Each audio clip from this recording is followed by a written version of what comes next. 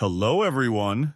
Tonight we are standing ankle-deep in gravel on a wind-lashed island in the middle of nowhere. No palms, no forests, not even a scraggly bush to crouch behind. Just a moonscape of rock fog and gold droppings, and something else, too. Something big, something breathing. You hear it before you see it. A long, hollow exhale that rolls through the morning mist like the sigh of something ancient and disappointed. You probably won't survive. But let's pretend just for tonight that you do. So, before you get comfortable, take a moment to like the video and subscribe, but only if you really like what I do here. Also, let me know your location and what time it is where you are. Now turn off the lights, maybe turn on the fan for some soothing noise, and let's get started tonight. You shuffle along the edge of a crumbling slope where volcanic rock gives way to sudden sea. The ocean doesn't sparkle here, it grinds. Long ribbons of foam drag themselves up the black beach like they're exhausted from chasing continents. The wind keeps peeling away the sound until all that's left is the hollow groan of time wearing down stone. You could almost believe nothing lives here. But then a shape stirs along the ridge. Bigger than a man, smaller than a mammoth. Gray as the boulders it stands on. You freeze. It doesn't. The creature ambles forward, and your brain does that thing it always does when reality flicks the wrong switch. It tries to label it with something familiar. Elephant, kind of. But this one is about shoulder-height stocky, with legs like ancient columns and eyes that don't blink as much as they consider you. And then another one appears, and another. You count 7. All of them moving with that slow conspiratorial rhythm that only elephants have. But something's off.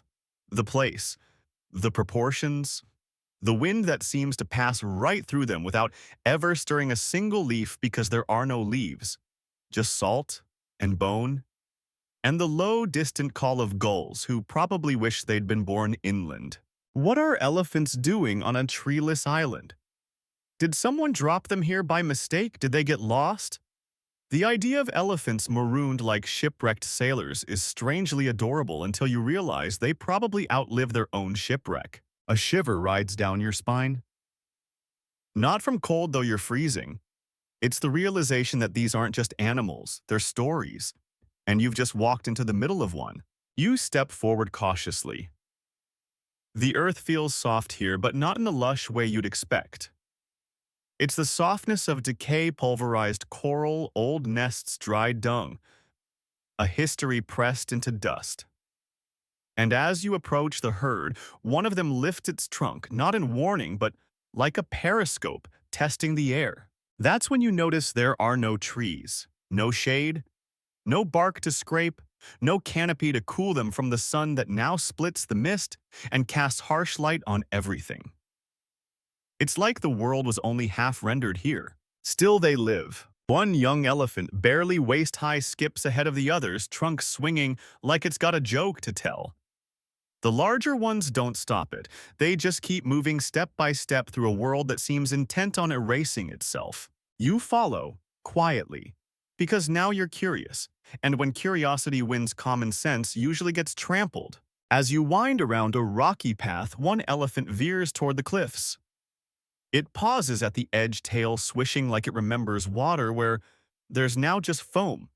You notice its tusks are short, uneven, not broken, grown that way. Maybe an adaptation, maybe just bad luck. Historians still debate whether these island elephants descended from full-sized mainland giants or if they were already small when they arrived. The truth is probably stranger than both. Nature doesn't do straight lines. It does loops, spirals, and occasional pratfalls. Like the fact that there are fossil records of dwarf elephants on Mediterranean islands like Crete and Sicily. Some were just 3 feet tall at the shoulder.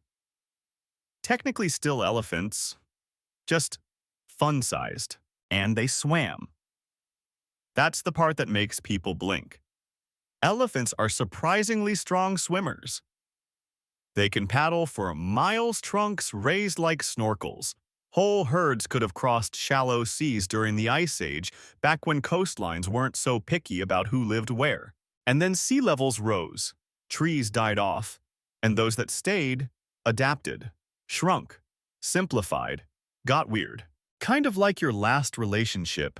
The herd begins to move again, and you're swept along with them, watching how they navigate this treeless place like they've memorized every dip and crack, which they probably have.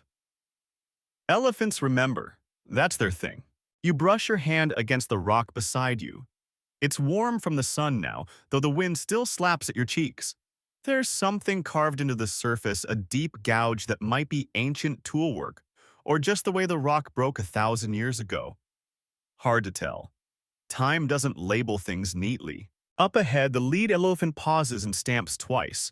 The others follow suit. It's like a knock, or a prayer, or a warning. A gull shrieks. A wave smashes against the cliffs with enough force to send mist curling into your eyes. And in that second, you could swear the island sighs. You blink, and the elephants are gone again, blended into the color of the stone, moving in a rhythm older than language. You're alone on a rock where nothing grows, following giants no taller than a car who still carry the memory of trees in their bones. You're still thinking about the way they vanished. Not like magic, no sparkly poof or puff of dry ice, but like mist rolling off a hill. 1 second you're trailing a line of small ancient elephants. The next you're alone, ankle-deep in gravel and doubting your sanity. But then there's that sound again. A sharp, chirping rumble. Not a trumpet, more like someone trying to squeeze a sneeze through a kazoo. You pivot toward it, stepping carefully between loose stones, and there, half-tucked between two weathered boulders, is a calf. Not quite a baby, but definitely a junior. It blinks at you. You blink back. Then it does something unexpected. It takes a step forward. Up close, it's more surreal. You could pet it if you had a death wish. It's about the size of a Shetland pony, but dense, like someone compressed a normal elephant with a medieval press. The skin is wrinkled but smooth charcoal gray with patches of rust-colored fuzz along the shoulders and back, like a woolly mammoth that got caught halfway through a wardrobe change. You whisper, "What are you?" But it snorts as if to say, "Seriously, still asking that?" This one's tusks are barely visible. Nubs. It stretches its trunk and brushes your boot. Then, satisfied that you're neither predator nor particularly useful, it turns and trots away, short legs surprisingly quick. You follow at a respectful distance. They live out here, thrive in some weird slow-motion way. These are what scientists call insular dwarf elephants. Isolated for tens of thousands of years, cut off from their larger mainland cousins, they didn't just survive, they adapted. They didn't get wiped out by predators or food shortages. They made compromises, got smaller, more efficient, less flashy. You watch as the herd re-emerges like ghosts from behind another jagged outcrop, all together now marching toward a shallow depression in the island's belly. It's dry. Cracked earth rimmed with thin lichens and pebble-sized moss balls that look like prehistoric Brussels sprouts. One of the elephants sticks its trunk in a patch of green and slurps it up, eyes half-lidded like it's gourmet cuisine. There's something humbling about watching a creature that big nibble something so small with such focus. No drama, no moaning, just, this is what we eat now. No trees, no problem. The babies, 3 that you can count, stay near the center of the group, shielded by the bulk of their elders. You realize the size difference isn't just generational. Some adults are barely taller than the calves. Generations of island life have collapsed the size chart. They move like a slow heartbeat, spreading out around the green patch, gently grazing. Not one tries to uproot or trample. Every mouthful is calculated, shared. It's weirdly adorable and deeply unsettling, because there should be more here. More variety, more danger, more everything. But this island is like a minimalist's dream. Just enough to keep living. Nothing extra. Like a hotel room with one towel, one light bulb, and a view of your regrets. Historians still debate whether these particular dwarf elephants are descended from Paleoloxodon or Mammuthus. Their bones have been found all over the Mediterranean, Sardinia, Sicily, Malta, along with questions no one can answer. Why did some herds thrive longer than others? Why did some go extinct even before humans showed up? And who brought donuts to the excavation site in Crete? That part, of course, is less important, but it did happen. A seabird lands nearby and starts poking around the dry grass. One of the smaller elephants startles and trumpets a squeaky, defiant sound like a bicycle horn defending its parking spot. The others don't react. This is clearly normal. Then you notice something stranger. One of the older elephants, its ears ragged, its tail nearly bald, is staring directly at you. Has been for a while. Been for warrances. It doesn't move, doesn't blink, just watches, measuring. You suddenly feel very, very seen, and the thought arrives uninvited. They're not just surviving, they're remembering. That's when the odd fact of the day drifts into your mind. Elephants, including their dwarf island relatives, are among the only non-human animals that seem to mourn their dead. Not just acknowledge them mourn. They return to places where bones lie. They touch skulls. They pause. Some researchers once played a recording of deceased elephants' voices through hidden speakers in the savannah, and the herd that heard it froze. Then one female reached out and touched the speaker with her trunk, like she was saying hello. Or goodbye. You wonder if these island elephants do that too, in their own way. On this island of stone and salt where nothing grows taller than a foot, and the wind doesn't carry secrets, it just scrapes them clean. The watching elephant finally turns away. You exhale without realizing you'd been holding your breath. Nearby, one of the calves lifts a rounded rock and drops it once, twice, 3 times before losing interest and waddling off.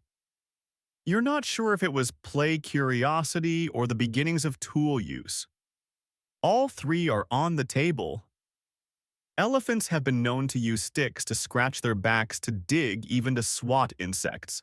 Or maybe it was just bored. The herd begins to drift again, spreading across the slope. Some peel off toward the edge of the island where sea spray mists the air and everything tastes faintly of salt. Others move inland where shadows gather between standing stones like memories that never left. You stand in the middle of it, all surrounded by creatures that look like relics but live like prophets. They don't roar. They don't dominate. They simply continue. Shrunk down by necessity, not failure. The last whisper of a world that used to make things big, now reduced to pocket size by the rules of isolation. You glance up. Gulls wheel in the sky, silhouettes flickering like broken film reels. You think you hear something else too. A deeper hum, almost like, wait, that sound again. You turn towards the cliffs. The herd stops moving. Something else is coming. The sound grows louder, low rhythmic, like a massive heartbeat slowed down to a crawl. You squint into the light, but the sun has chosen now of all times to shine directly into your face like a nosy flashlight. You shield your eyes and make out a procession, not of elephants, of waves. And not just waves. Swells, each one broader and deeper than the last, pushing up from the deep ocean shelf that surrounds the island. The sea doesn't just move, it heaves, like it's remembering something too. The elephants don't panic, they rearrange. Shift weight. A few stomp once, twice, a ritual maybe, sigh, a warning. A hello. One bull elephant, the biggest you've seen yet, turns away from the swell and begins to walk inland. The others follow, no hesitation.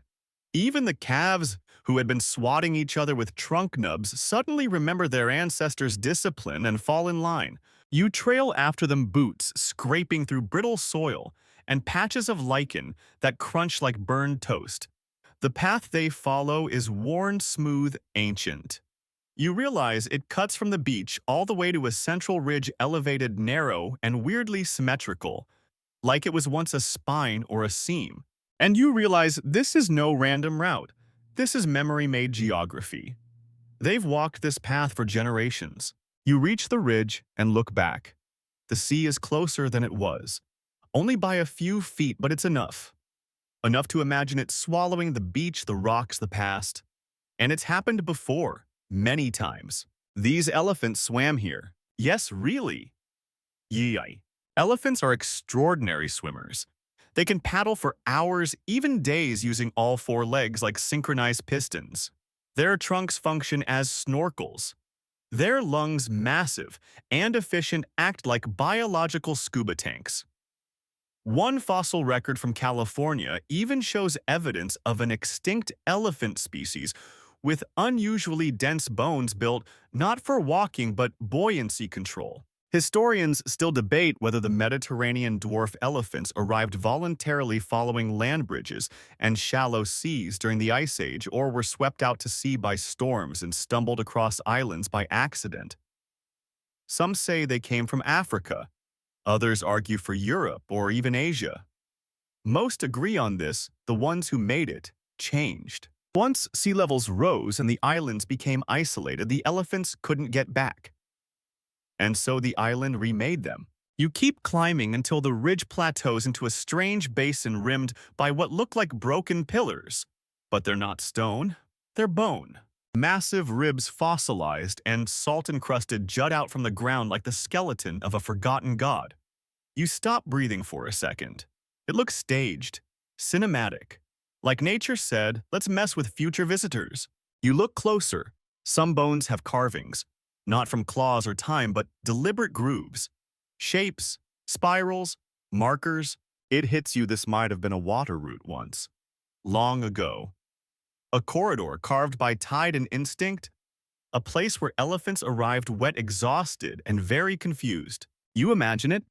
Huge mainland elephants stepping onto a strange shore, their trunks raised, sniffing an air that held no familiar trees, no shade, no fruit, just rock and gulls and silence.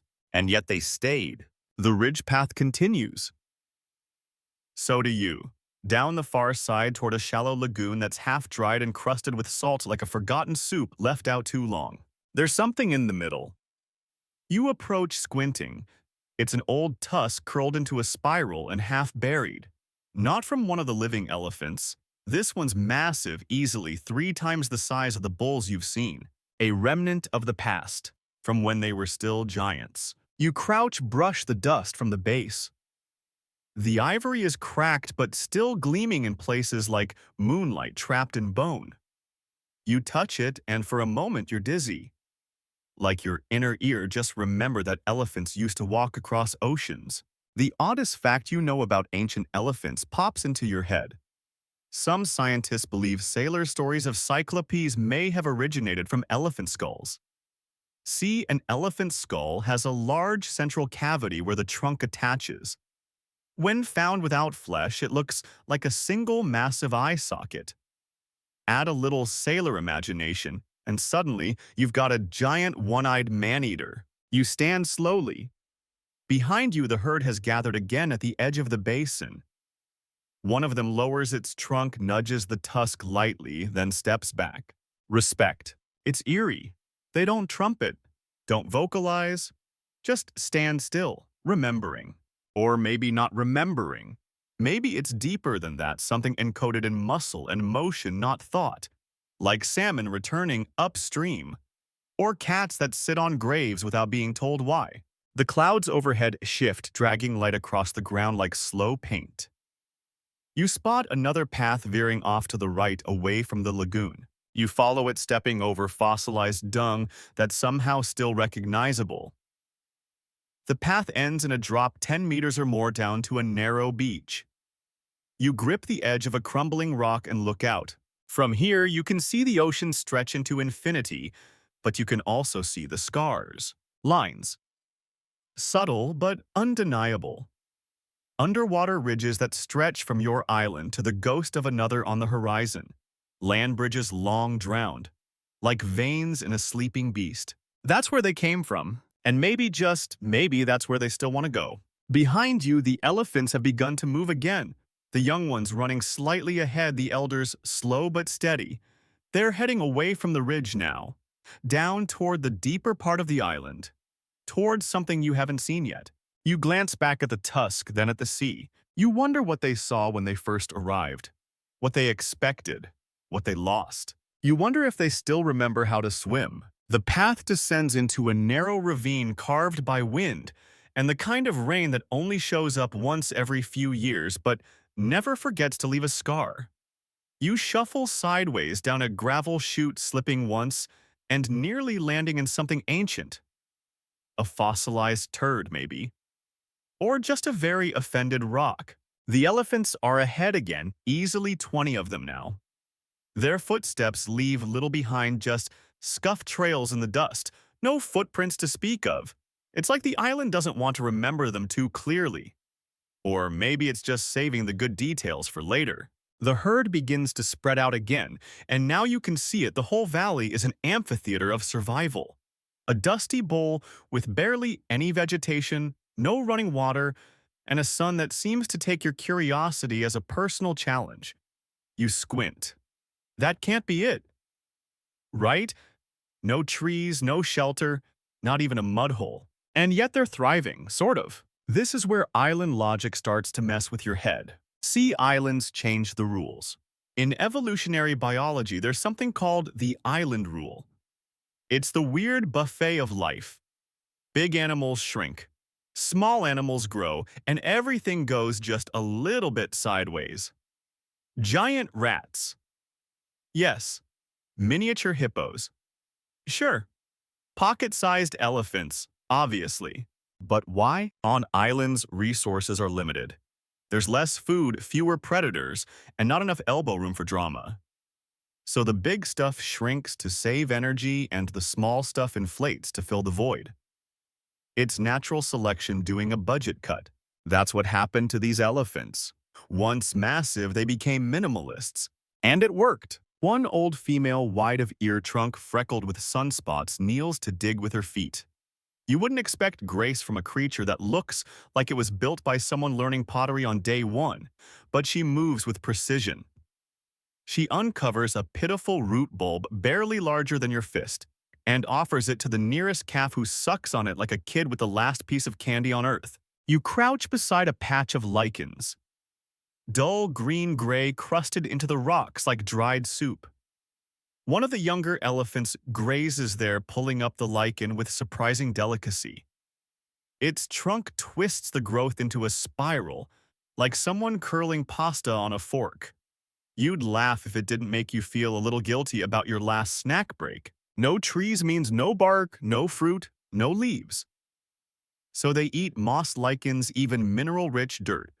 Their digestive systems have adapted, or maybe just become extremely patient. One scientist once described these island elephants as living negotiations. Not quite what they were, but not quite something else either. A compromise in animal form. Historians still debate whether these populations underwent rapid dwarfism in just a few thousand years, or if the transformation took far longer, tens of thousands of years, scraping by one root at a time. Fossils argue both sides. Bones whisper conflicting stories. The bones, as usual, are terrible at paperwork. You shift on your haunches and feel something jab your thigh. A piece of broken pottery. Glazed on one side, dull on the other.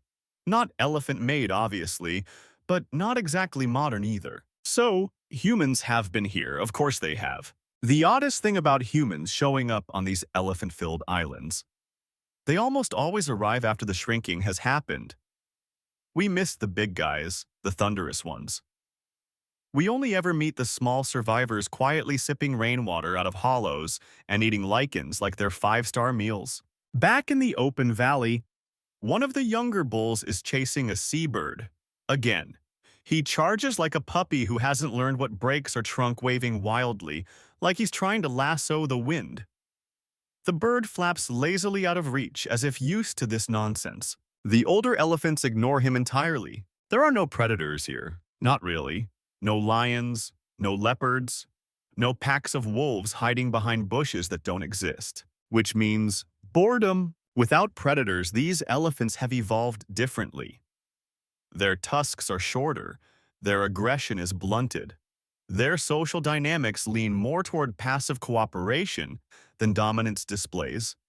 There's no need to prove anything when the island has already taken so much from you. But that doesn't mean they're dull. You spot two juveniles wrestling not violently, but with the careful energy of creatures who don't want to burn too many calories. One wraps its trunk around the other's leg and gives a theatrical tug. The other collapses dramatically. You can almost hear them giggling if elephants could giggle. You sit back and realize they've figured it out. This isn't survival in the way we usually picture it. No bloodshed, no chase scenes, no tragic slow-motion tumbles. It's quieter, stranger, but just as relentless. They've adapted to an environment that doesn't forgive mistakes, doesn't offer many second chances, and absolutely refuses to bend. And so they bend instead. A gust of wind lifts fine dust into your face. You cough, blink, and notice something new, faint paths leading up the far slope of the valley. More trails. More memories baked into the rock. The herd is already drifting that way slowly, as if they'd always planned it. You scramble to your feet and follow, slipping twice but catching yourself before gravity decides to add you to the island's fossil record. The path leads to a narrow crevice almost hidden unless you know where to look. The elephants know. They always know. As you squeeze through, you feel the temperature drop. The light dims. A damp smell rises, not wet exactly, but old. Like minerals and breath and stories that haven't been told in a long, long time. The herd pauses just ahead, half-shadowed in the gloom. Whatever's in there, it's important. They wouldn't all be gathering unless it mattered. You press forward, art thudding in rhythm with footsteps that echo across time, size, and memory. Island rules apply from here on out. Shrink what you carry. Enlarge your curiosity. And try not to think about what's waiting in the dark. You step into the shadows and immediately feel like you've entered another world. Not darker exactly, just quieter. The kind of quiet that folds around your ears like heavy fabric. The herd clusters loosely in the half-light, their bodies diffusing the glow from the mouth of the crevice behind them. Their movements are slower now, measured, ritualistic. You realize this space, an open hollow beneath an overhang, must be where they come to feed. Which is funny because at first glance there's absolutely nothing here. The ground is stone. The ceiling hangs low and rough, etched with old mineral lines that look like someone tried to write a story but only remembered the punctuation. You scan the floor and finally spotted a strange patch of color. Green-gray, tufts.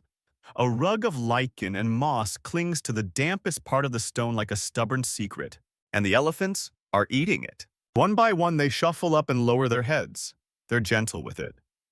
Not ravenous, no tearing or stomping. Just this oddly reverent grazing, as if the meal comes with a memory. You crouch and touch the edge of the patch. It's soft, damp, smells faintly of copper and earth. The texture is somewhere between velour and disappointment. You grimace, but the elephants clearly think it's five-star cuisine. They have to. There are no trees here, no fruits, no bark, no branches to rub against, no leaves to rustle. Everything they eat has to be scraped, sniffed, or licked into submission. You watch as a juvenile trunk curls a wad of lichen and places it delicately into its mouth. It closes its eyes, chews slowly, like a connoisseur at a tasting menu where the portions are small but the ambiance is spiritual. One authoritative fact drops into your head, like a pebble in a quiet pond. Elephants can identify over 100 different plant species by smell. Some researchers believe they can even detect underground water sources from miles away. On this island, that sense isn't just useful, it's mandatory. You shift your position, avoiding a pile of ancient dung that looks like a fossilized croissant. From where you sit, you can see an old groove worn into the floor of the shelter. A track. It arcs around the moss patch in a shallow loop like a soft perimeter. You imagine hundreds of years of foot traffic tracing that same arc, elephants taking the same route over and over because the island has no better suggestions. Historians still debate whether these types of feeding caves were chosen by elephants or shaped by them. Did the herd find this cave already damp and mossy, or did they make it so returning often enough to encourage growth by simply existing? Either way, this place is as much a kitchen as a chapel. You reach into your pocket and fish out the last of your trail mix. It suddenly feels like contraband. You pop a raisin and immediately feel judged by a nearby calf.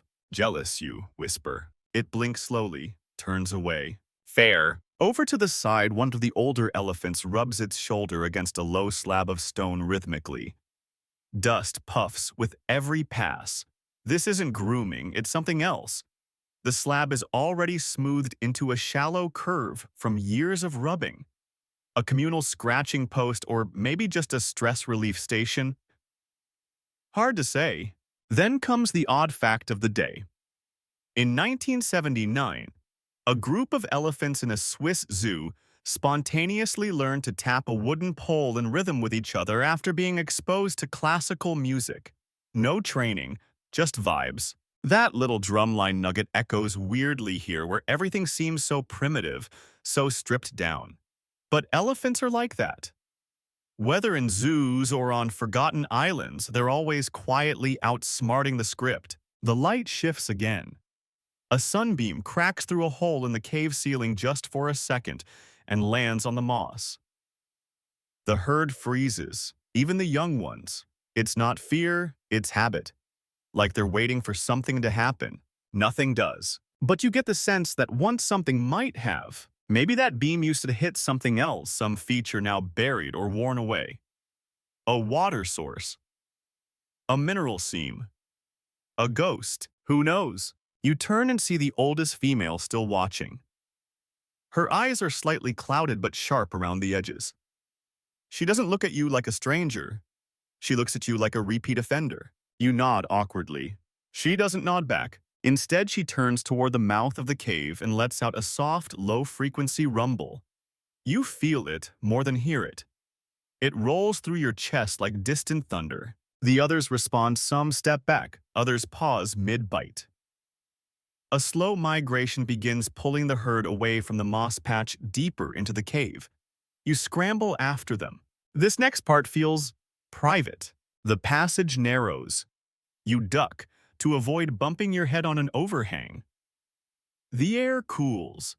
The moss gives way to bare rock again, and soon you're surrounded by echo. They've come here before. The grooves in the floor are deeper.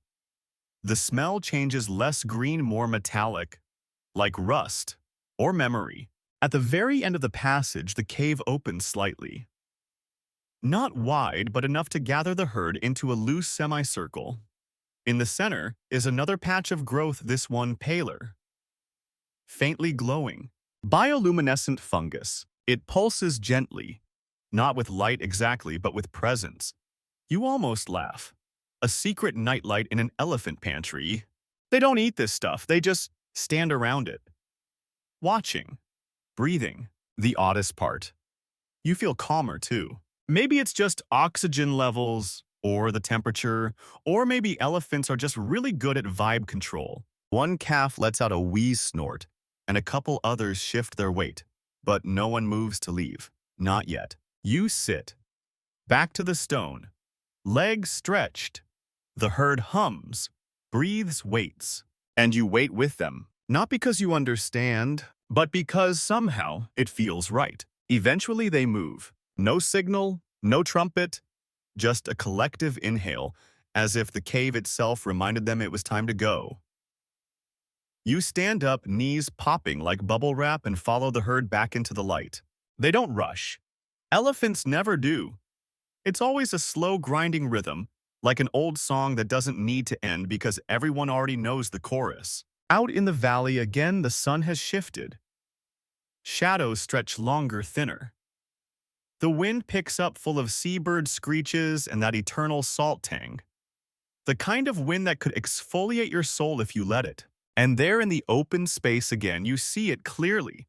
These elephants are weird. Not just short, not just moss-nibbling, cave-hugging weird. Socially weird. There are no predators here, at least not anymore. And that absence has carved a very specific groove into their behavior. Without danger, they've developed quirks, like now, when one of the young bulls is trying to balance a rock on his head. No joke. A palm-sized stone, roundish and flat.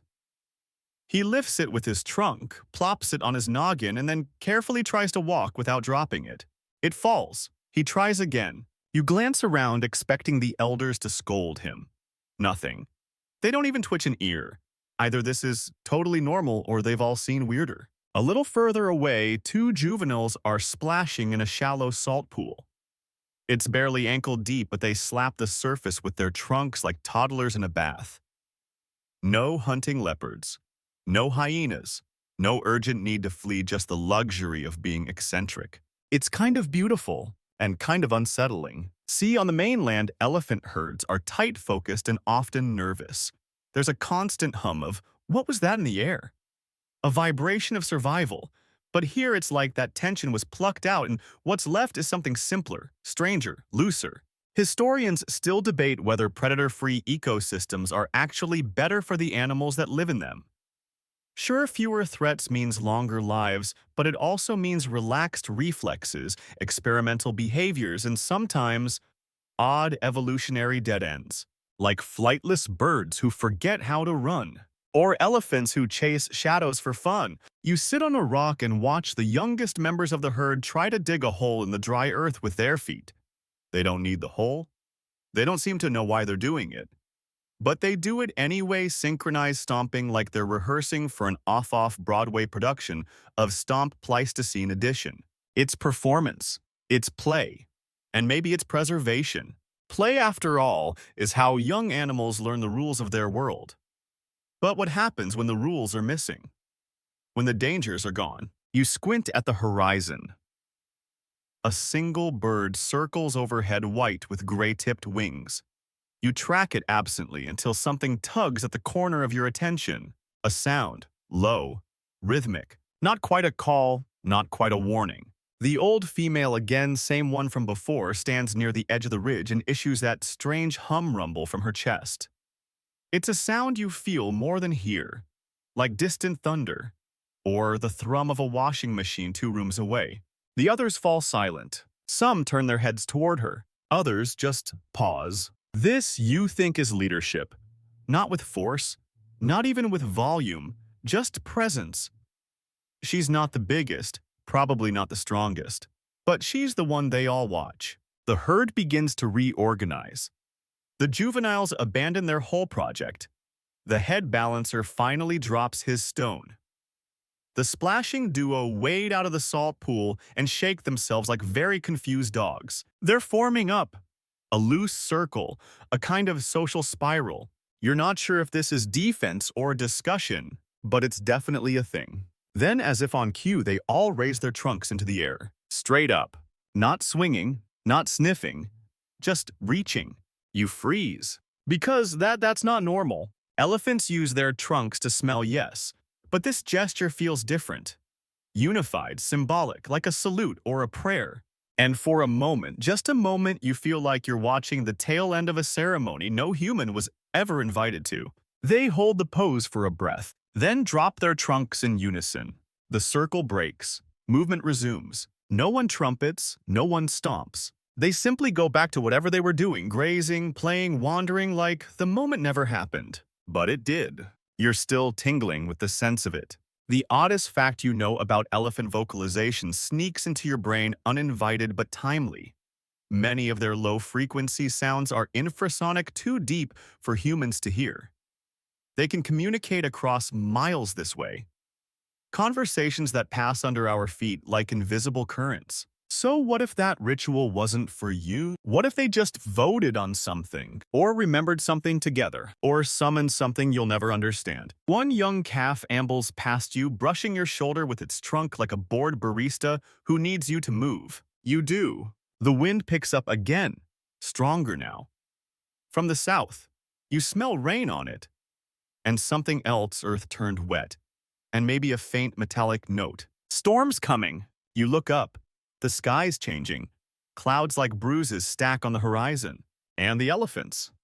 They don't seem surprised. The old female is already moving again, leading the group toward the northern end of the island.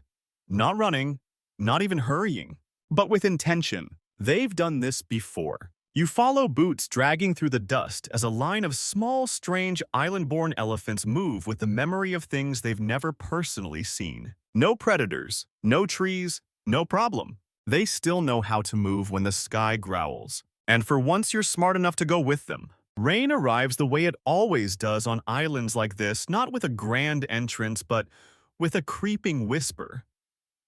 One drop, two, then a misty sheet. By the time you realize you're wet, you're already soaked. Your boots squelch, the back of your neck goes cold. And the elephants, they don't flinch. You trail the herd as they curve away from the salt pools, past the scraped-out moss beds and bone-littered ridges toward the island's center. The ground rises gradually, flanked by boulders crusted with sea lichen. The higher you go, the more the wind loses its bite. The cliffs to your left funnel the weather upward, sending clouds scudding sideways like panicked sheep. And then you see it, a crater. A shallow bowl of stone perhaps 30 feet across, rimmed with vertical stones and scattered shells. It doesn't look natural, but you can't tell if it's man-made, or just one of those accidents nature pretends was always intentional. In the center, a newborn elephant. Your breath catches. It's tiny. The size of a large dog, maybe. Damp trembling slightly curled up beside the legs of a matriarch whose eyes have seen things you never will. She stands still, one foot hovering protectively over the calf's body, like a parent shielding their child from sunlight. Around her, the rest of the herd begins to arrange itself in a loose half-circle, facing inward. No sound. No movement but the occasional tail flick or ear twitch. The rain beads on their backs. They don't shake it off. You crouch slowly at the rim of the crater. There's no real cover here, but the stones block some of the wind. The ground is softer, layered with ancient mulch tufts of hardy moss and something that looks suspiciously like dung from 3 generations ago. The calf shifts. Its trunk lifts and flops sideways, a weak attempt at curiosity. One of the juveniles steps forward and touches it gently with her trunk, then steps back again. A single blessing, maybe. You realize this isn't just a convenient shelter. This is the place. The one they come to when something begins or ends. A birthing bowl. And the crater, probably volcanic once. The kind of place you'd expect fire smoke. Lava. Now it's filled with life. With breath and instinct and the squelch of elephant feet rearranging mud, historians still debate how elephants choose these sites. Some believe it's memory mothers passing routes and rituals to daughters over generations. Others argue it's simply geography, the most protected spot with the softest floor. But island elephants complicate the question. With smaller groups, shorter ranges, and fewer resources, their choices become more symbolic. More like tradition. The matriarch lowers her head trunk, brushing the calf's flank. The little one stirs again and lets out a noise, half sneeze, half hiccup. It tries to rise, wobbles, collapses. The herd doesn't rush to help. They just wait. Silent, massive, motionless. You watch the newborn struggle, its legs working against gravity and slick stone. Each movement is unsure, awkward. You've seen drunk tourists walk straighter. Eventually, the calf pushes itself upright. It stands shaking wide-eyed and lets out a tiny squeak of defiance. The herd exhales, literally, in sync. You didn't realize they were holding their breath, or maybe it was just you. A gull cries overhead. You glance up, and when you look back down, something catches your eye along the edge of the crater. Not an elephant, not moss, a carving. You crawl closer. It's faint, barely visible beneath the layer of grime and weather-polished stone. But it's definitely deliberate, a spiral etched deeply, and next to it the vague outline of an elephant. A big one, not island-sized. Mainland. Someone carved this long ago. Someone who remembered giants. You trace it with your fingers, feeling each line like a pulse. The spiral is a common symbol found in ancient art across dozens of cultures. It represents time growth memory. Some say it mimics the swirl of galaxies. Others think it's just what happens when you doodle without thinking. Either way, it doesn't feel accidental here. You sit back shivering now.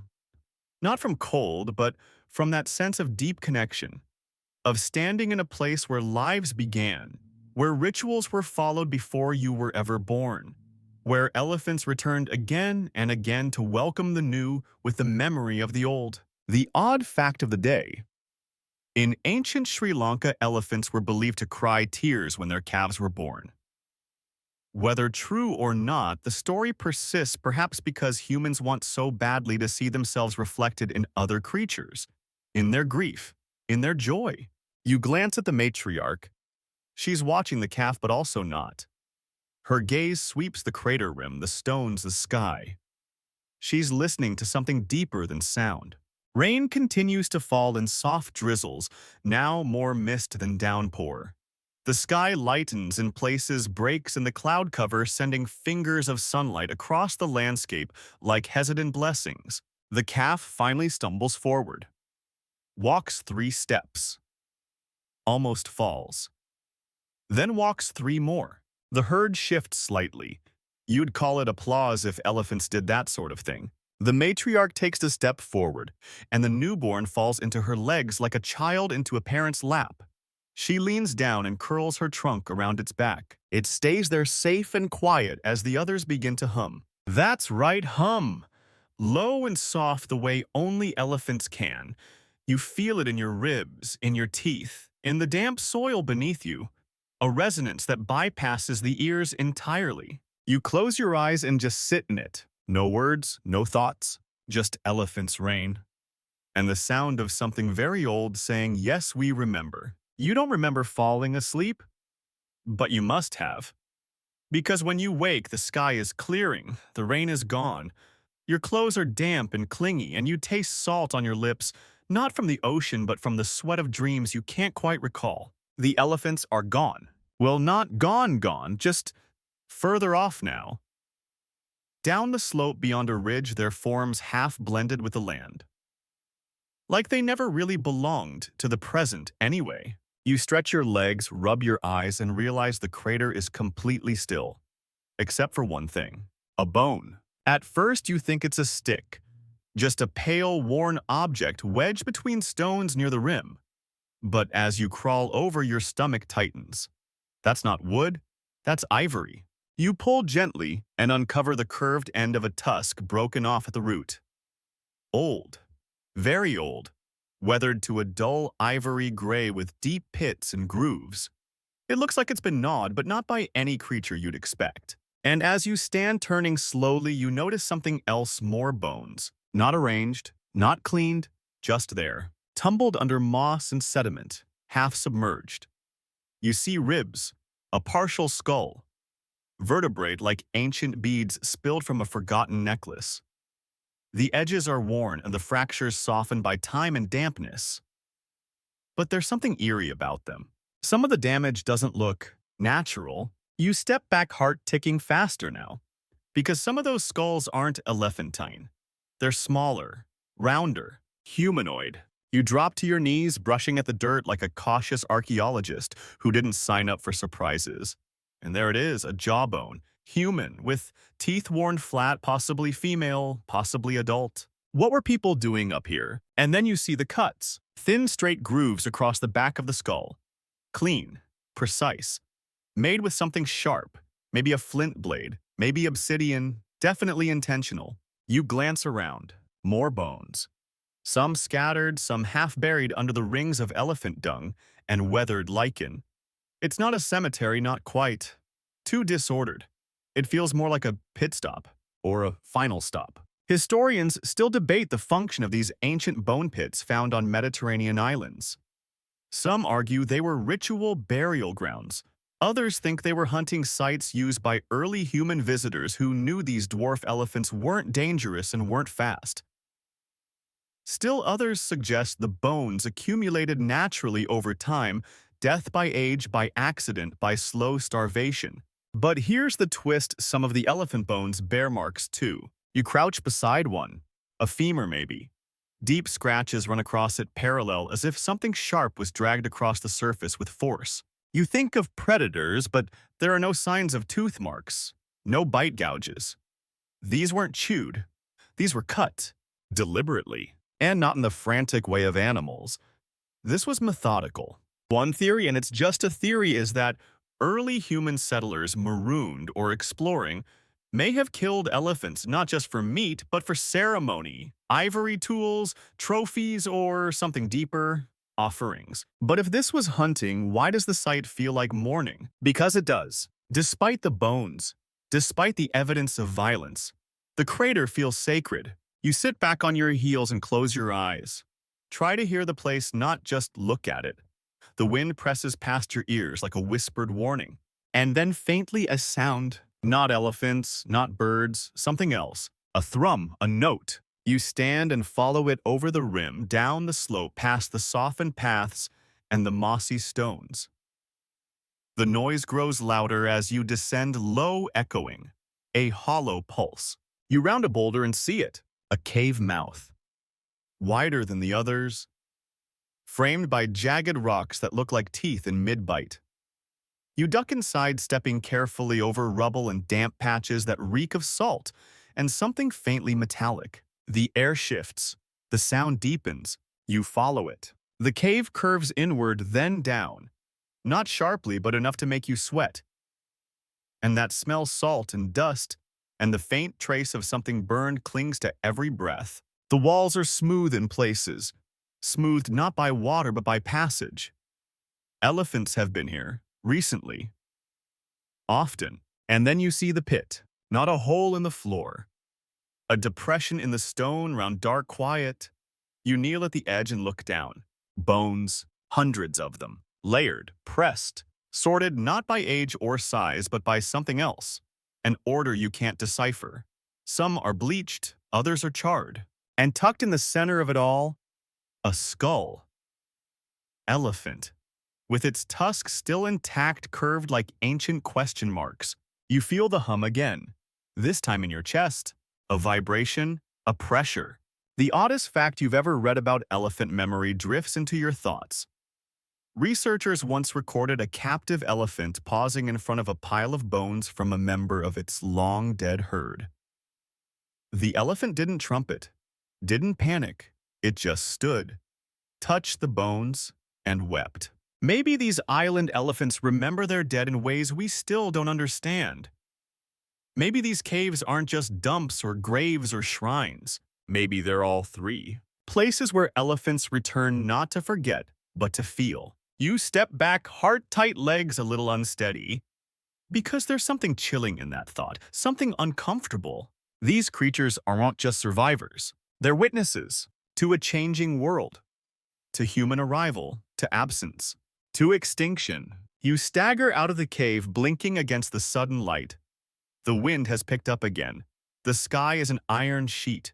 Storms still churn along the horizon, but here for now it's clear. And far below you see the herd, moving again, towards something. You wipe your hands on your shirt and start to follow. Because you're not done yet. There's more to see. And more always to remember. You stumble down the slope with the wind howling like it's trying to warn you off, but you don't listen. The elephants are too far ahead now, and if you lose them, you might never find them again. Not because the island is big, it's not, but because these creatures know how to disappear into it. Like ghosts. Heavy, slow-moving, emotionally complex ghosts with excellent hearing and a very specific diet. You skirt a rocky ledge and drop down into a narrow corridor of jagged stone that opens into something unexpected, a sea cave. At first, you hesitate. The tide has pulled back, leaving the mouth of the cave wide and dark and full of echoes. You half expect to find nothing inside but barnacles and regret. But as you step over the threshold, your foot hits something softer than rock. A smoothed, hollow bone, carved. You pick it up. It's an elephant rib, maybe turned into a tube. Something musical. You put it down, because the rest of the cave sings, not with voices, not with words, with echoes. Every step you take bounces back with a curious rhythm, like the cave is repeating your footsteps on a delay. The wind outside filters through cracks above, turning the space into a giant resonator. You hear faint whistles, moans, a rising hum that might be natural or remembered. And then you see them paintings, not on canvas, on stone, dark, almost invisible at first. You run your hand across the cave wall and feel shallow grooves filled with pigment. Natural dye, maybe crushed shell and charcoal.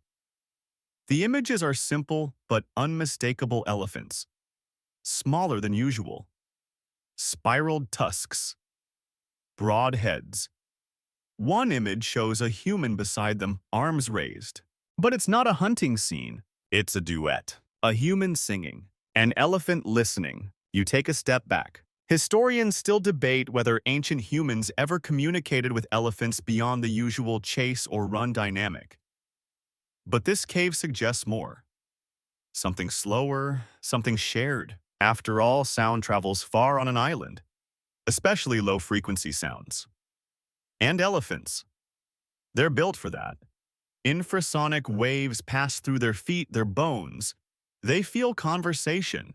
The image lingers. A person standing still, mouth open, surrounded by elephants not fleeing but facing them. You turn and look deeper into the cave. The air smells of salt and old air. The ceiling lowers slightly. You duck and shuffle forward. There's a second chamber, larger, damp, but unmistakably used.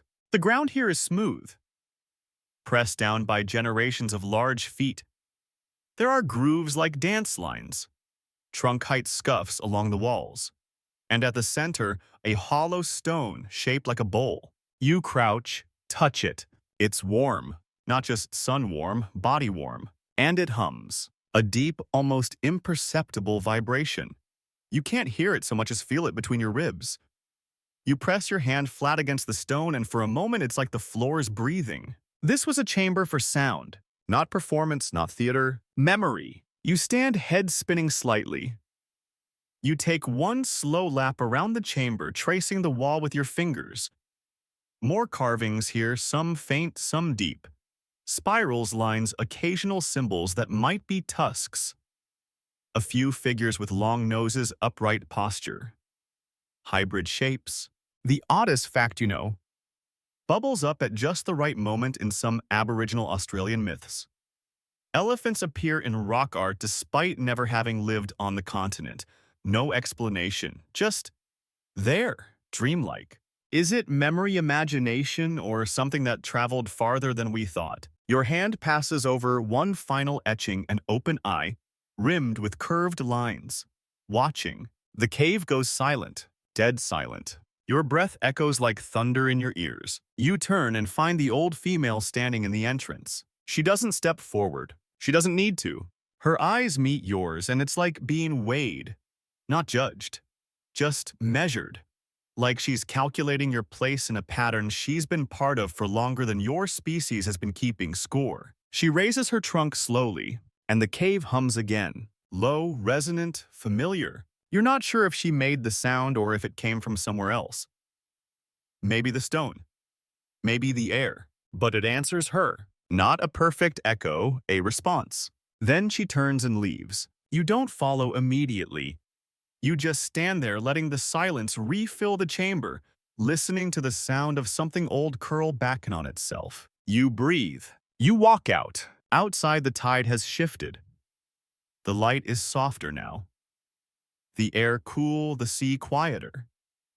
You spot the herd in the distance, crossing a narrow rise that splits the island in two like a spine. The newborn is there, wobbling along between two siblings who nudge it now and then like clumsy guardians. The wind carries a different sound now, lighter, more like a song than before. It's not a melody, it's not even music, but it is something. Something between air and memory, between listening and remembering. You walk slowly after the herd, your thoughts sticky with images, the cave, the paintings, the carved bone pipe you didn't dare play. And one thought keeps cycling. Maybe we didn't teach them anything. Maybe they taught us first. The sky is slate gray again. But it's not the storm that scares you now. It's the sudden, impossible silence. Not total, not pure, but held. Like the island is waiting for something to arrive that it's already seen too many times. The elephants gather at the ridge. You follow, boots scraping stone, breath short. You're soaked again, but this time the cold doesn't reach you. You crest the rise and see them 23 small giants arranged in a loose, intentional circle. The newborn is tucked into the middle.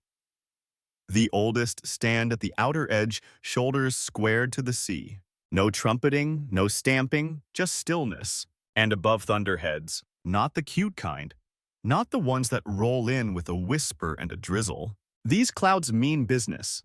The wind kicks up not like a breeze, but like a shove. Salt stings your cheeks. You duck your head watch from the edge of a shallow ravine as the elephants brace against the storm. They've done this before. That's the thing. On this treeless island, storms are memory-made manifest. There's nothing to break the wind, nothing to catch the rain. You either face it or vanish. The herd stands unmoving. One calf fidgets, but a trunk curls around it gently. Not to scold, just to say stay. The rain arrives sideways. Sheets of it, thick enough to blur the world. Your visibility shrinks to a few meters. The sea becomes a roar. You hunch into your jacket. But the elephants, they just stand. They lean in. It's a ritual. And not the frantic kind, not the screaming kind we associate with survival. This one is older, slower, learned by doing. During storms, they don't run. They pause. Every elephant is perfectly still, legs rooted, heads down, trunks limp or coiled, swaying slightly in the wind, ears tucked back to avoid the cold. They form a living circle, a temporary wall around their most vulnerable. It looks passive. It is not. This is action without motion. The authoritative fact kicks in like a warm hand on your shoulder. Elephants are known to sense infrasound from distant storms. Vibrations too low for us to hear roll through the earth, and they feel them sometimes days before the clouds break. Some herds in Africa have even been observed migrating away from drought zones before weather patterns change, before humans notice. So this isn't just response, it's anticipation.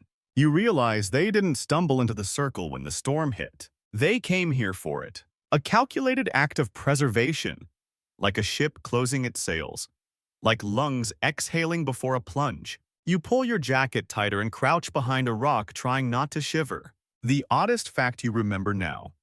Some elephant herds have been documented entering a form of collective rest during stress events. Not sleep, not paralysis, more like a psychological shutdown. Their vitals slow. They become statues, conserving energy, reducing panic. It's almost meditative. You wonder what they're thinking, if anything, or if they're remembering. Historians still debate whether memory in elephants is as structured as ours or something more instinctual. But the evidence is persistent matriarchs guiding herds to water sources they haven't seen in years. Elder bulls avoiding places where danger once occurred. Even elephants recognizing the bones of their kin long after death. So here in this rain, in this wind, maybe they're not just shielding each other from the elements. Maybe they're honoring something. You watch the oldest female again, her trunk tucked neatly along her body, her eyes half closed. She rocks slightly. Not from the storm, but from some internal rhythm, like she's syncing with the thunder, or someone long gone. It makes you think of the way old humans sit through grief, not crying, not screaming, just sitting, remembering. As the rain reaches its peak, the circle tightens. Some of the younger elephants step inward, pulled by unseen cues. The outer edge closes like petals folding in. The newborn is now completely hidden, buried in a nest of thick bodies and swaying trunks. The wind shrieks, the sea flings mist high into the air, lightning forks far off across the waves. But the circle doesn't break. They don't run. They don't flinch. They endure. And you, soaked and shivering behind your rock, understand that this isn't an emergency. It's a tradition, passed down through centuries. The storm will end, and they will unfold again. You duck lower, the cold finally finding its way past your jacket. The rocks are slick beneath you. Everything smells of brine and wet fur and old stories. The sound of the sea becomes a drum. Not sharp, not angry, just persistent. And over it, just barely you hear it again. That hum. Not from the wind, not from the sky. From them, the elephants. A single low-frequency tone shared between trunks and lungs and bones. It rises like steam. It has no melody, but it has memory. You close your eyes and just listen. You imagine the storm 1,000 years ago, a different calf, a different circle, a different herd, but the same sky, the same strategy, the same silent, sacred waiting. Eventually, the wind dies, the rain slows, the world exhales, and one by one the elephants shift. Ears loosen, trunks untuck. The circle opens. The newborn is still there blinking at the new light, breathing, still breathing. They begin to move again. No rush, no fanfare, just life continuing after the storm. And you soaked and stunned follow. Because once you've seen elephants stand like mountains in the rain, you never walk the same again. The storm leaves the world heavy.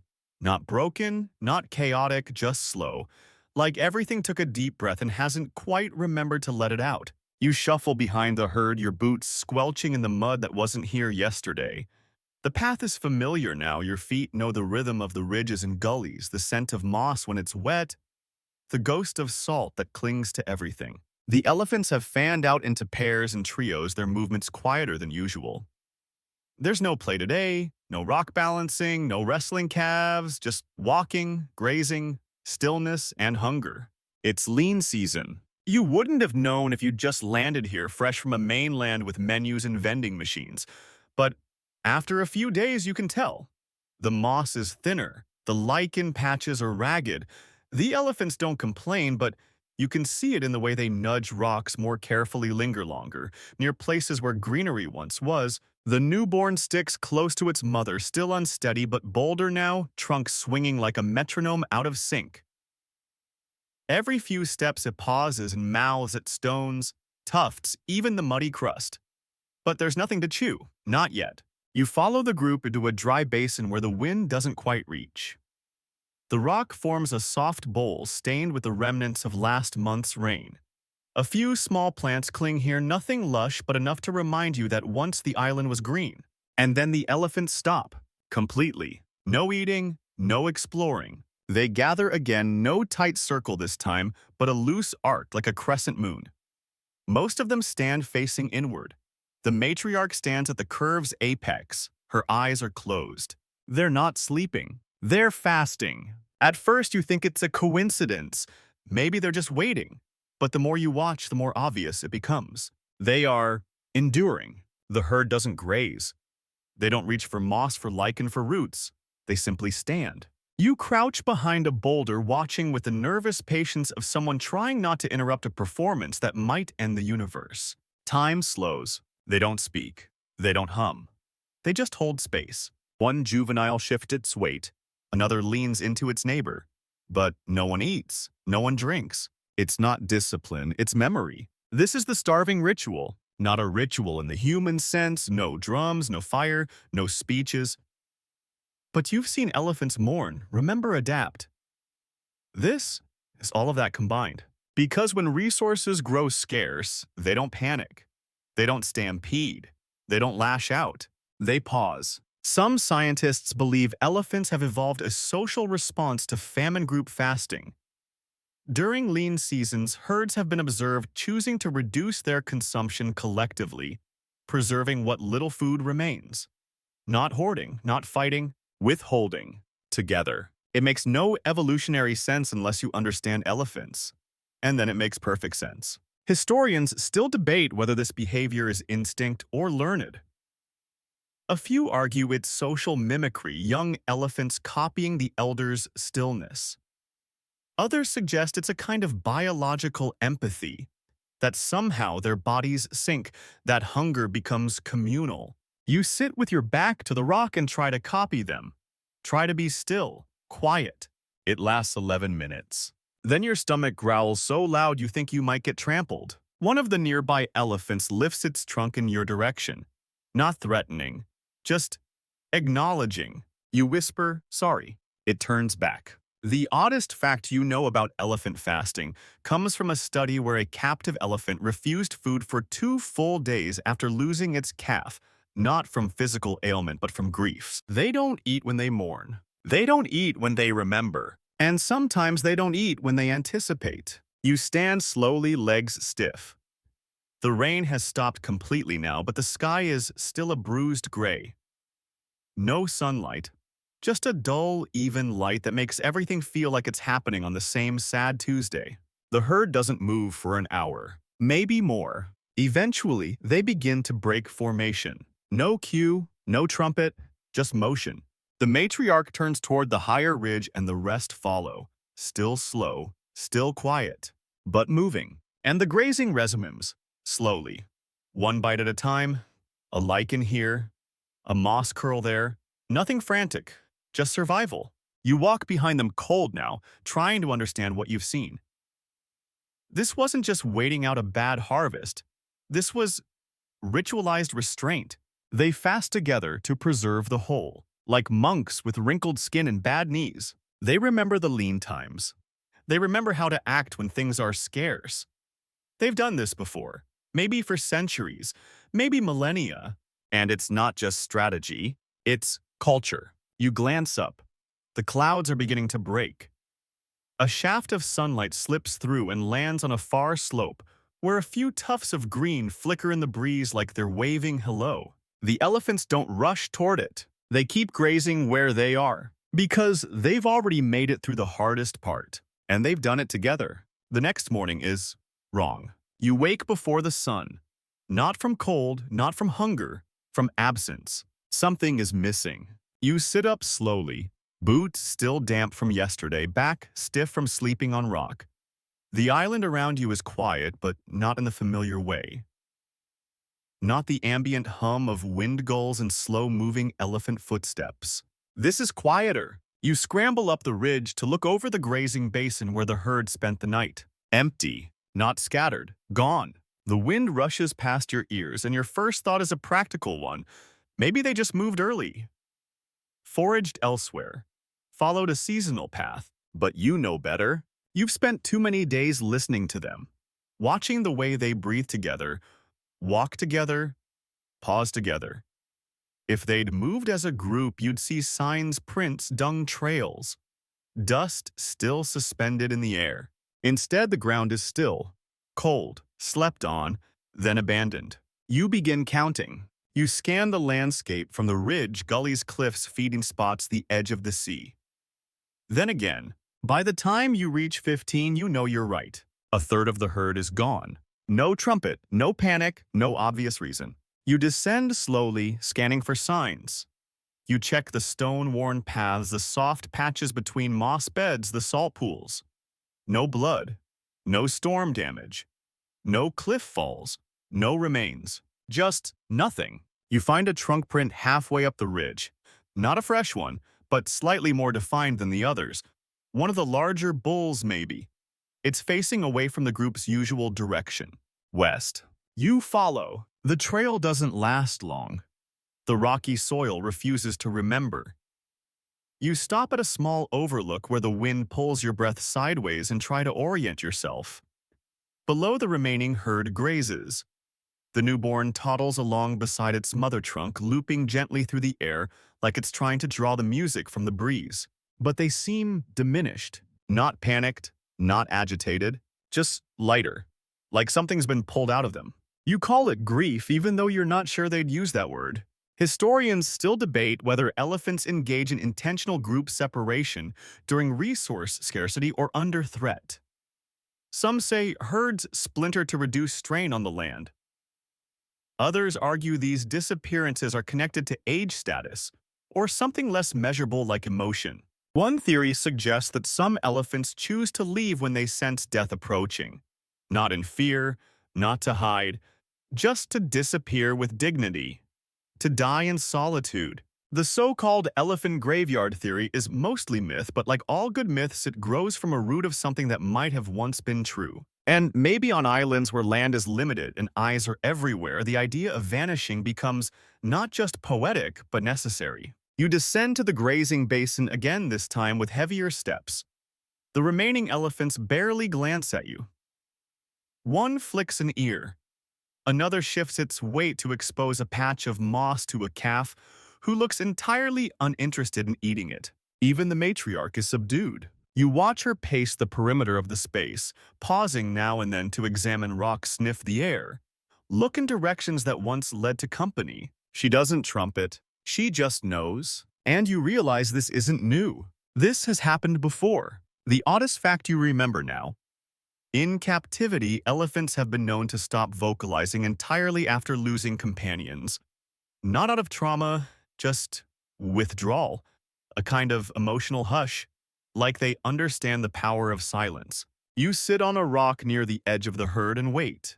Eventually, one of the juveniles, restless, still with enough energy to act out, approaches. It swings its trunk toward your bag, curious. You show your hands. Empty. The young elephant huffs but doesn't leave. Instead, it leans against your side. Not hard. Just enough to say, "I see you." You sit together like that for a long time, watching the rest, listening to nothing. The sun rises higher, and the island begins to shimmer again. Salt wind curls up from the cliffs. The birds return. One gull lands, squawks once, and is immediately ignored by every living thing within hearing range. You glance west. No smoke, no sound. Just the emptiness of knowing that part of the herd has chosen a direction you can't follow. Not yet. Not without losing the rest. You stand slowly, dust your hands, and begin walking the perimeter with the matriarch. Not close. Just near enough that she can feel your presence. You match her steps without thinking. Left, right, left. Pause. And you wonder, was it goodbye? Was it ritual? Or was it a quiet migration meant only for those who knew the path? You might never know. Because elephants don't explain. They demonstrate. And right now they're showing you what survival looks like when grief isn't loud but lived. You find it by accident. You're tracing the western ridge again, searching for any hint of the vanished herd.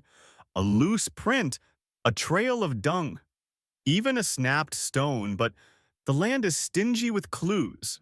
The rock gives nothing. The moss looks undisturbed. The silence presses down like a lid. Then your boot knocks something hollow. You freeze. It's a sound that doesn't belong to rock. It echoes upward, brief but unmistakable, empty. You drop to your knees, clear away some gravel, and find a fissure. Narrow, almost vertical. At first you think it's just a crack, one of the hundreds that spiderweb the island. But this one breathes. Warm air rises from it, damp and salted, carrying a scent that reminds you of old books left on boats. You shine a small light down. The rock swallows the beam, but you catch the glint of condensation on stone and movement. You can't tell, but something shifts below. The kind of shift that's either air or intention. You wedge your way in carefully, shoulders scraping. The passage isn't long but steep. You have to slide part of the way on your side, praying to the gods of claustrophobia that it doesn't tighten. Then you drop. Not far, just enough to feel your stomach flip. You land on damp stone. It's hot down here, not volcanic. Hot, there's no steam, no sulfur, but the kind of heat that comes from breath, from bodies, from being. You turn your light slowly, and the chamber reveals itself. Walls curved like a throat. Ceiling lost in shadows. The floor layered in old moss and bones. Not a graveyard, not a pile. Just scattered. Like they were placed casually or dropped gently and left to rest. You step carefully around a wide ribcage, its curve so perfectly preserved it looks like a sculpture of a sigh. There are marks on the walls again. Not just carving, smears. Pigment. Some of it modern, some of it ancient. Spirals, trunks, shapes that might be elephants or might be memories of them. You reach out and touch one. It's warm too. That's when you hear it. A sound, not a voice, not a trumpet, a hum. Soft, below hearing, more felt than heard. The air quivers slightly. And then movement. You spin around. There, half draped in the shadow, is a shape. Large, breathing. An elephant. One of the missing ones. It watches you without blinking. Ears slack, trunk gently curled inward. Another shape shifts behind it. Then another. You step back, breath shallow. They're here. 7, maybe 8 elephants, tucked into the stone chamber like a folded page. They're lying down, most of them. Not asleep exactly, but still, resting, as if their bones remember something sacred about this place. You drop to your knees, not from fear, from instinct. You're not meant to be here. But they allow it. The oldest one, clearly a bull, raises his head and lets out a deep, quiet exhale that fills the chamber with vibration. It's not a greeting. It's not a warning. It's acknowledgement. You don't move. Not yet. Because now you see the walls, covered in trunk prints, not paintings, actual prints. Pressed into pigment and then into stone. Hundreds, maybe thousands. Different sizes, some tiny, some massive, overlapping, fading, layered. A family tree in touch. A history not written but felt. The oddest fact you know drifts into your mind like smoke elephants have been observed using their trunks to touch cave walls, in places where echoes change. Some scientists think they're testing acoustics. Others think they're leaving something behind, a sound print, a memory. This is that, the hollow rock, a chamber not of sound but of silence filled intentionally. Historians still debate whether these spaces are sacred practical or just shelter. But standing here in the glow of ancient air, you stop caring what we call it. It's real. It matters. One of the younger elephants stirs, rises, and walks a slow, deliberate circle around the chamber. It pauses beside each of the others, taps trunks, touches flanks, as if counting, as if confirming that yes, they're all still here, all still breathing. Then it stops beside you, lowers its trunk. Not aggressive, not playful, just present. You don't move, you just breathe and sink. Because that's the only language you share right now. The moment lasts longer than it should. And then slowly it returns to the others and lowers itself to the ground. The bull exhales again, and the hum resumes. Not music, not voice, memory. You turn your light off. The glow from the wall pigments is faint but enough. The air vibrates with something that feels old, familiar, and enormous. You sit against the wall, and for the first time since arriving on the island, you stop trying to understand. You just listen, to the breath, to the warmth, to the hum. You wake to the sound of footsteps, soft, steady, measured, like rain that has learned manners. The chamber is still dark, but the air is lighter, cooler. The heat has retreated to the walls as if the island itself is exhaling. You stand slowly. Every joint in your body pops like a polite apology. The elephants are rising, not all at once, not hurried, one by one, as if roused by something they agreed on without speaking. The youngest nudges the elder bull, who stretches his trunk upward and touches the wall again, right on the spiral you stared at last night. He holds it there for a moment, then lowers his head. It's time to go. You follow them in silence as they move toward a back tunnel you hadn't seen before. Narrow, sloping upward. Faint daylight trickles in from above like the tail end of a dream. The passage deposits you on a high cliff ledge that you're almost certain no human was ever meant to find. From here, the whole island opens in front of you. A map of bones and wind and forgotten pathways. The sun has finally returned low and soft and gold. The sea is calm for once. The mist drapes the cliffs like sleep that never finished. The herd fans out below those who stayed, those who waited. They don't trumpet. They don't stampede toward their returning kin. They just notice. And that's enough. But not all of them descend. The bull stays on the cliff. So does the older female who guided the spiral path last night.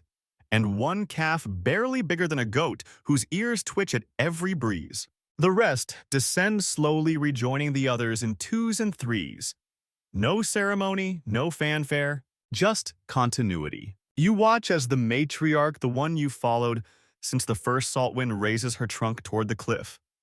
Not in greeting, not in command, just acknowledgement. A moment between long-lost friends. And then she turns and begins to move again. South this time, toward the treeless edge of the island where grass used to grow and may one day return. You remain on the ledge with the ones who stayed behind. The bull walks to the very edge, stops, and lowers himself into a kind of kneeling sit. Not submissive, not tired, just present. The calf follows, flopping down beside him, trunk twitching lightly in its sleep. And the female, she walks past you close enough to feel the heat off her side and stops at a rocky outcrop that juts westward. She looks out. Just looks. Not searching, not scanning. Remembering. You sit beside her. The silence is heavy but not lonely. She does this every night, you realize. Maybe not from the same spot. Maybe not at the same hour. But she always returns. To this direction. To this moment. To something that once was or might be again. You follow her gaze. To the west, the sea stretches flat and endless. But if you squint hard enough, you can see it, low ridges far off. A ghost island. Maybe nothing. Maybe the place they came from. Maybe the place they still hear in their dreams. You remember that elephants can communicate across miles using infrasound. Their calls travel below the threshold of human hearing through earth and water. Maybe she's listening. Maybe she's calling. Historians still debate how far elephant memory stretches. Some argue it's limited to generational instinct. Others believe it's personal, like our own. That they remember specific faces, specific places. But here now, watching her stand like a statue carved from storm, you start to wonder, what if it's both? What if she remembers being part of something she never saw? What if she's mourning something that ended before she was born? The oddest fact you recall, in 1984, a matriarch in Kenya led her herd to a waterhole they hadn't visited in 12 years. The new generation followed her without hesitation. When they arrived, the well had been destroyed. She stood there for hours, not angry, not confused, just disappointed. She remembered, and expected the lands to remember too. You and the elephant remain still until the sun begins to drop. The herd below is resting. The wind is quiet. The calf by the bull breathes deep, its small chest rising and falling in time with the waves. And the female, she hasn't moved. Not once. You wonder what she's waiting for. You wonder if anything ever answers. And then maybe it does. A sound. So low, it's almost imagined. A long, distant hum. Not from behind, not from below. From across the sea. It could be your heartbeat. It could be memory. She raises her trunk, not to trumpet, just to feel. And you do the same. You close your eyes and lift your face to the wind, listening. To something enormous and invisible. To something that might be the past, or might be the future calling home. Dawn arrives like a whisper. No gold splash, no chorus of birds, just the slow release of gray into silver. You sit beside the cliff's edge where the wind is soft and the rocks are still warm from the night's memory. The bull is gone now. So is the calf. They left some time before the light shifted. Only the old female remains. And you. She hasn't moved since the hum. Her trunk is still her body anchored, as if part of her grew into the stone overnight. But her ears flick once, small, precise, acknowledging you're still there. You nod, unsure whether she sees you or just knows. Below, the herd has begun to stir. You watch the matriarch gently nudge two sleeping juveniles with her trunk, who groan in their elephant way and roll to their feet, swaying as if sleep still clings to their limbs. The newborn gets up, last eyes, puffy trunk dragging behind like a forgotten scarf. They move slowly, no rush to graze. The ritual is always the same: breathe, rise, wait, walk. You scan the rest of the island. The moss patches are backlit now, glowing faintly green where the sun hits them just right. The salt pools glimmer. Even the bones, those scattered fragments near the crater, look less like remains and more like punctuation marks on a story that hasn't ended. You turn back to the female beside you.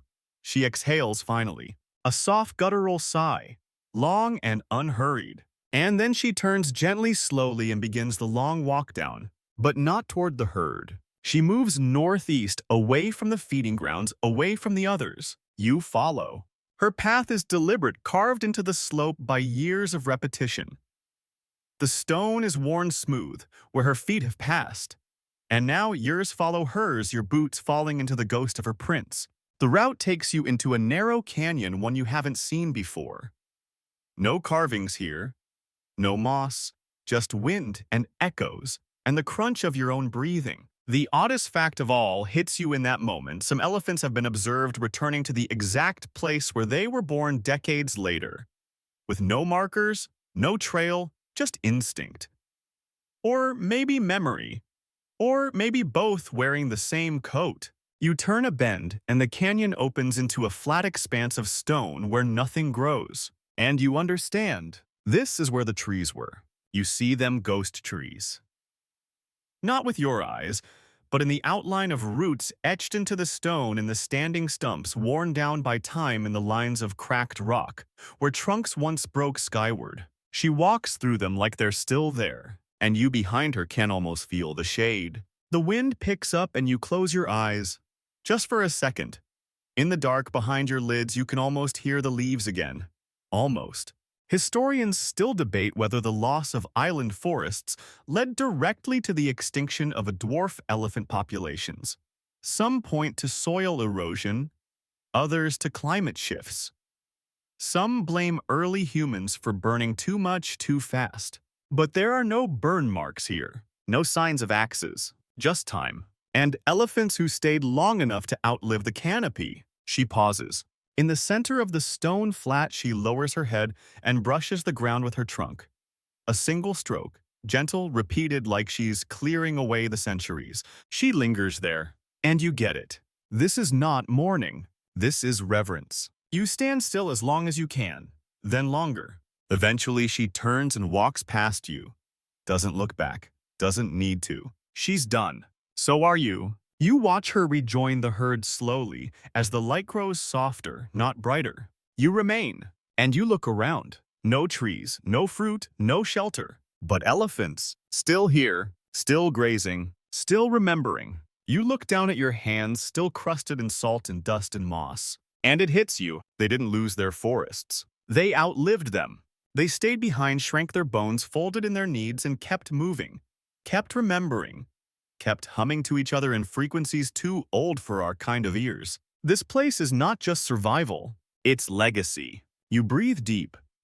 Let the wind pass through your lungs. Let the silence settle again. The trees are gone, but the memory is not. Not while these creatures still stand. And not while you do. You take one last look across the flat stone where shadows of trunks dance in the morning mist, and begin your walk back down toward the sound of gentle trumpets. Wet footsteps and the quiet humming of giants who never needed branches to grow tall. There are islands in the world where trees once stood tall and green, but now only wind and stone remain. And somehow, against logic and time, elephants still walk there. This story follows you second person through the haunting, silent rhythm of a world where giant creatures became small to survive, and where memory grew louder than language. From the salt-washed cliffs to moss-crusted caves, from a newborn calf in a volcanic bowl to a mysterious disappearance of a third of the herd. You follow these dwarf elephants not as a visitor, but as a quiet observer in a place older than questions. Through bone pits and sea caves, painted walls, and fasting rituals, you uncover not just the habits of survival, but the heartbeat of an entire culture. One passed trunk to trunk, one storm at a time. In the end, the story doesn't shout. It hums, low, quiet, unforgettable. A matriarch at a cliff's edge staring west. A calf learning to stand in the rain. A spiral drawn in stone.